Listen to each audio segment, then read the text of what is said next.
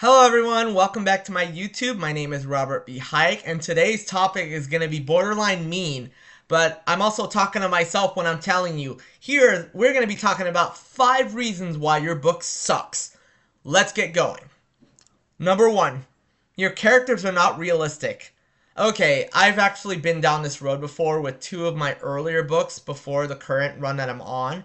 And I wrote a lot of characters who were kind of unrealistic in the soap opera sense. If you've ever watched one of those cheesy soap operas, the way they talk, the way they walk, even the way they have intimacy with each other is not realistic. And then the weird dialogue that they say, things like, "Oh my god, it's you." That's not realistic. You gotta have characters that are realistic in the sense that you can understand, you can comprehend that they actually might exist in real life. But if your character's not realistic, your readers are gonna be like, what the hell is going on here? So you gotta make sure your characters are realistic. Number 2, characters are Gary Sue, Mary Sue. This is actually one of my biggest pet peeves. When a main male character or a main female character are so overpowered and they have no issues, no flaws, and they're just too powerful. Look at Captain Marvel. She is a perfect example of a Mary Sue, a character that has no flaws, doesn't see any flaws in herself, and basically is untouchable. No one likes those type of characters. So you gotta figure out a way to not make sure to ensure that your characters are not Gary Sue's or Mary Sue's. You gotta give them some flaws. You gotta give them some issues to deal with. Otherwise, your readers are gonna tune out. Number 3, your villains and antagonists are cookie cutter. Okay, so if you're creating an antagonist, you have to give the reader a reason to care. If your antagonist just wants to kill people for the sake of killing people, then what the hell are you doing? You gotta have an antagonist that has reasoning for what he does. Those make the best antagonists. Look at some of the best antagonists in history. Hans Gruber, Die Hard. He decided to take over Nakatomi Plaza because he wanted money. It's a simple explanation. Scar from The Lion King. He wanted to be king. Simple explanation, but it's still a motivation. They're not just evil for the sake of being evil. You have to have your antagonists have a good reason for being bad. Otherwise, they're just boring. Number 4, your characters are all unlikable. Okay, if you're gonna have characters who are presumably the good guys, you gotta have characters that are likable.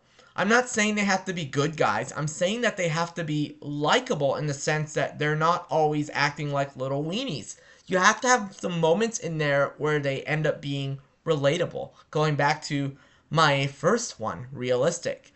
Every human being has flaws. Every human being acts out sometimes. Every human being has good days. Every human being has bad days. Bad days. So you gotta have a situation where your characters are likable to the sense that we can root for them to overcome their issues, or even root for them to fail in a hilarious way, but they have to be likable. Number 5, your story makes no sense.